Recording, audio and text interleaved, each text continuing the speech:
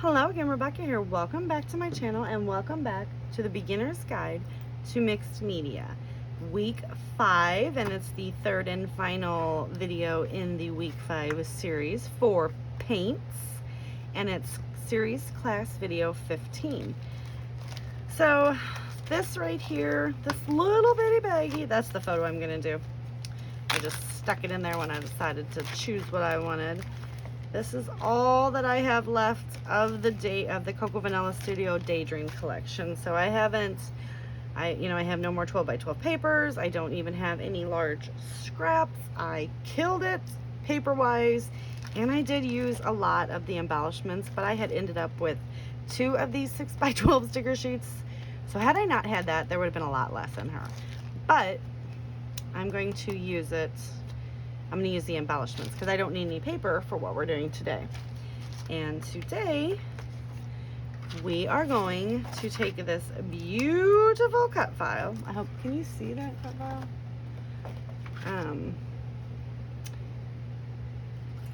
Hold on. And this is how I store my cut files, you guys. I just lightly tack them down to a page, and then I take my Cricut spatula and just, peel it up. Sometimes it comes up a lot easier than others, depending on how long it's been sitting in there, but I just tack it down and then just peel it right up. And yes, sometimes I rip the paper, but I didn't rip the cut file. I just kind of ripped the backing off.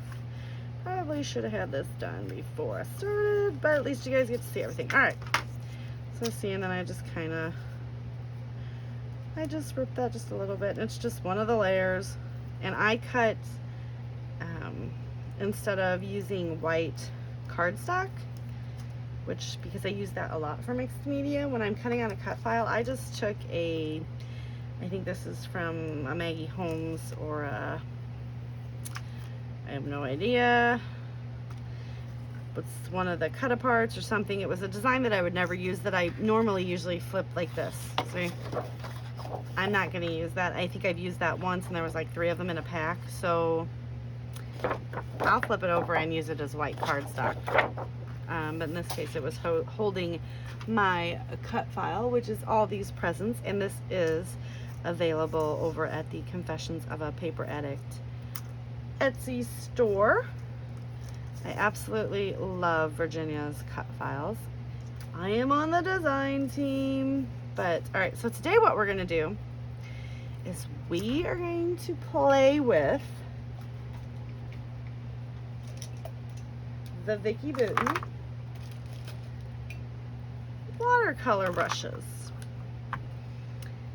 So these are fun. The watercolor is in the barrel, obviously, and then it's just a brush. So it's like a normal brush. Okay, so if you don't have a lot of room, and yesterday we did the gambanzi or whatever, we did watercolors in their pots and the palettes.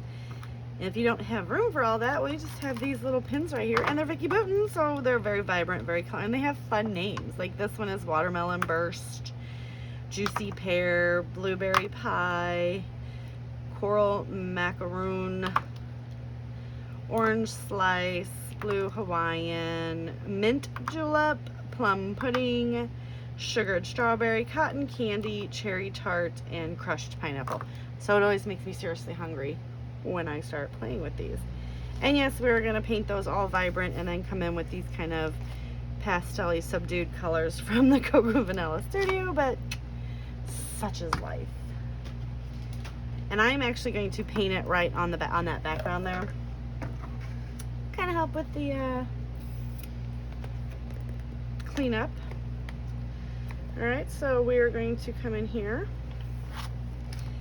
We're going to show you my swatch of the Vicki Boutin watercolors, and they are just watercolors. There's no shimmer, there's no shine, just a very, very pigmented, bright, fun colors, and we are going to use them all.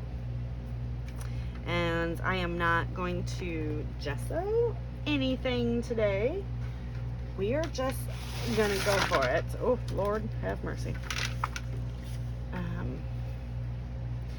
may, you know, but for the most part. All right, so we're gonna take the cherry tart, and I'm going to paint some of the ribbons. And yeah, we're just gonna paint like literally, maybe I should zoom you guys in a little bit so you can see a little bit better.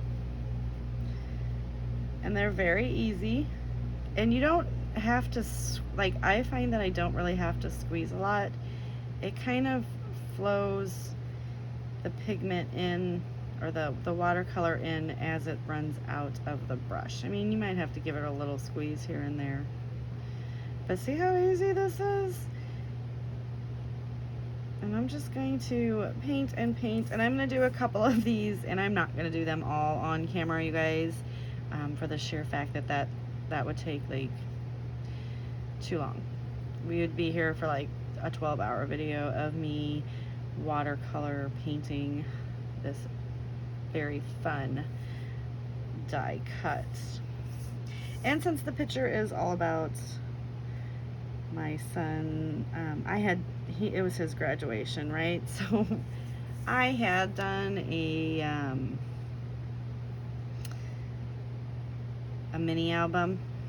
You know what I'm gonna do? I'm not gonna paint. I'm gonna paint each present. That's what I think I've decided to do. We're not gonna try to like mix colors here. He was a 2020 high school graduate, and I did do an entire mini album. You guys seen that on my channel. I mostly did it for a lot of the different challenges that were going on. I used the Christie's Beautiful Life, her 30 days of sketches in March. I was really rocking through those, getting some of his layouts done. But since I do have the mini album, which is like a step-by-step, play-by-play of the day into his party, I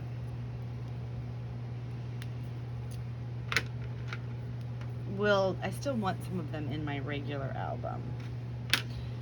Does that make sense? So I'm just gonna try not to put try not to have the same color by itself, but just kind of give in. And these are like beautiful reds and blues, and this is the blueberry pie. Makes me hungry. But yeah, so I do want to have some of these into my regular yearly albums as well, to document that event, you know, in a 12x12 format, because when I do a mini album, it's most likely going to be a smaller, you know, 8x8, 6x8, something like that. Unless it's like a vacation album. Not gonna lie to you, my vacation albums are 12x12s.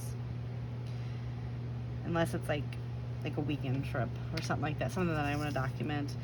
But other than that, it pretty much just stays right in the 12x12. All right. So you guys get the gist of this. I'm going to, and actually if you see, this is very well controlled. It dries very quickly. It's not, you know, I don't have to worry about having too much and bleeding into the other color. That is going to happen. I'm not so much worried about that. It will still look fabulous in the end. Now, if you don't have the Vicki Boutin watercolor brushes, if you have any other watercolor brushes, I know that there are also these, okay, so those other ones yesterday were not Cardstock, because that is the company. I was right, because these are Cardstock too. These are Zig Clean Color Real Brush markers. They're watercolor markers as well, so you can do that as well. You can use those. You can use markers. You can use anything. You can use a paintbrush and paint. You know, the little, you can pick up watercolors at the dollar store for $1. You know, you don't need to have the fancy stuff. I'm being honest when I tell you guys that. You don't need to have all of the name brand stuff. When I was starting out with everything, I did not purchase all the new stuff. You know, I started small and dabbled and made sure that I was going to like using watercolors on my layouts. And then, you know, slowly, you know, like these, you know, when they are sales everywhere, you can pick things up. But make sure you're going to want to do this, because this is time consuming, you know. But I find this is relaxing. Like hand stitching on a layout, I find to be relaxing. Just sit there, watch some TV, you know, paint on your layout. And this one is just paint and presents. And this is a very intricate cut file, so can you imagine if I was trying to back this with paper? That would take me forever. So I'm just making sure, since it's like, you know, a white background and I'm painting white, I'm making sure that I'm getting all of the spots. Alright, so I'm going to go ahead and finish this off camera, and I will come back and we will finish the layout. Alright, so I've got it all fun and done. So now I am going to put it on this black, but now because it was a white cardstock, I can see a couple of these areas, and that's why I wanted to bring you guys back on so that you've seen as well that even though I sat there and took all that time, and it took me about 45 minutes to get this painted, I'm just going to come in and just on the little edges where the white is popping through, and I tore it as well, you guys. Ugh. I want to make sure that I just fill in these little bitty gaps where it's on a weird edge and I don't quite have it all colored in. So I'm going to go through and finish that and get it all done, and we'll come back. Alright, so I have it all done, and that is what it's going to look like. It's very fun, very easy, time consuming, but easy to do. I am going to go ahead and trim this picture down just a smidge.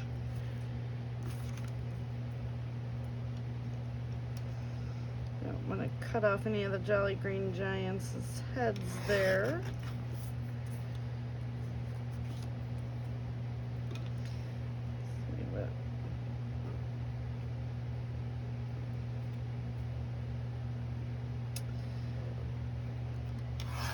Alright.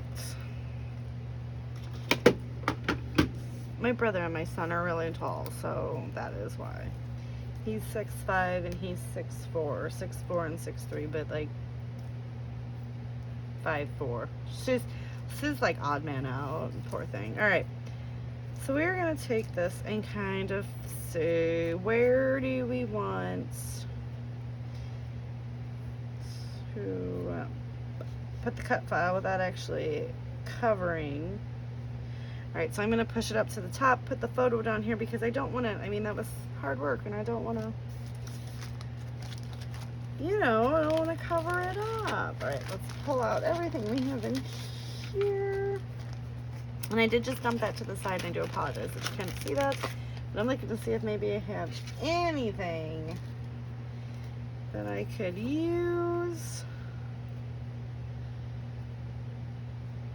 I want my photo to pop up off the page.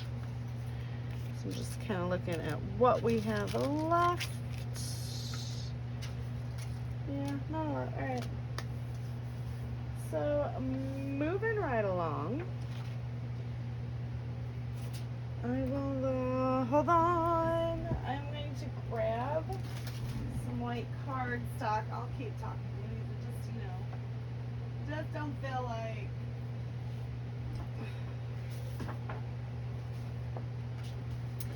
starting and stopping it again, guys. Alright, so we're going to map this on white to make it pop. And I'm doing that because it's a dark background with all those vibrant colors. And I feel like a very nice white border around our photo here will make this pop right off the screen. This is just 8.5 by 11 cardstock that I have a plethora of in my stash. It's forever, never going away. I am trying to use all of it up because I mean, it does really come in handy, you know, when I don't want to bust into 12 by 12 sheets, because I find it hard to cut into 12 by 12 sheets. How silly is that? All right, so I am just going to tack this down in the big areas, which is basically like the center of each bow. And I will explain why I am doing that versus, you know, trying to get the adhesive everywhere, right? Okay. Because yes, in theory, you would want to have your glue all over so that it is secure, but I want to make sure I get it in the right spots, and I don't want glue all over the page. So we'll just tack it and then come in and add some glue. Now I was going to pop this up on some foam, but unfortunately I did cut it just a bit smaller than 1/8, and that is the smallest foam tape that I have. So I'm lazy, and I definitely did not want to sit here and trim out foam tape. That's God's honest truth for you guys right there.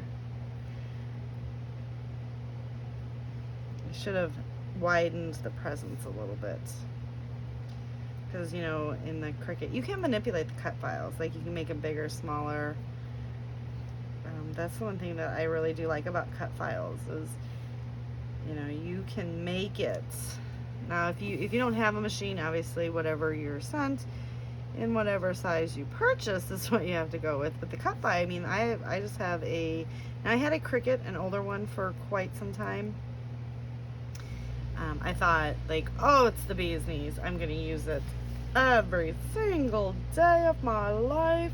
I think I used it, it was pink, it was a present, it was a Christmas present about 10-15 years ago.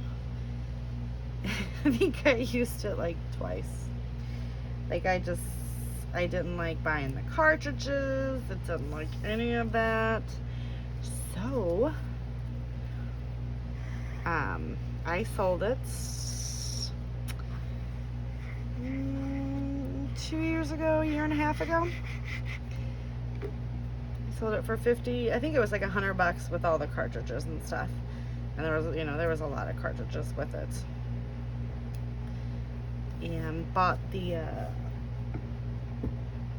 Cricut Explore Air 2, and it's like Wi-Fi, so I can do everything from my phone, and I use it all the time. So yep, that was a pretty good deal.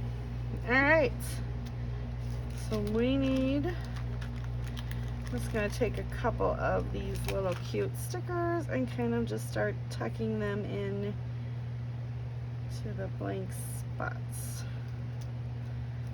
There, it says these days together. Let's just put together right here. No, I'm just gonna layer it over the presents together. So good. And yes, this one's going to be kind of a flat layout for me. I usually go like super dimensional, but every once in a while it's really good because you don't want all kinds of... I need one more, I need odd. Let's see.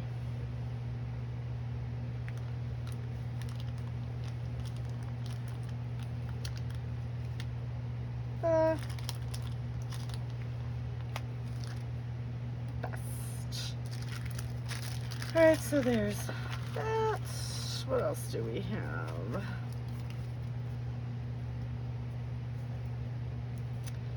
Let's do...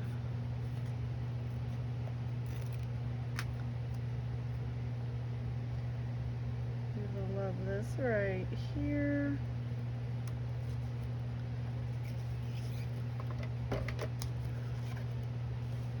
It's popping up.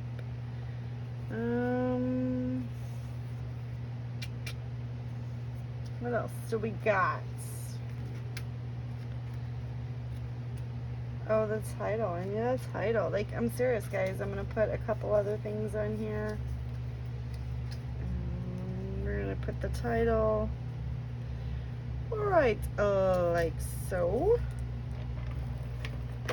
We're simply going to be together because we had all not been together due to COVID for quite some time. So that is why we're going that route. I did get a little bit more on there, and we want to come in with some enamel, not enamel, you guys know what I'm trying to say? These things, and I'm just going to spread them in and around.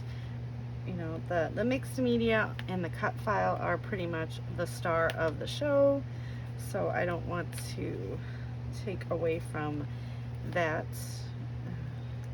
And that is another reason why I like cut files, you guys, because you do not have to spend a lot of time with the little embellishments. I'm just sticking them anywhere, and I feel like it needs just a pop of something.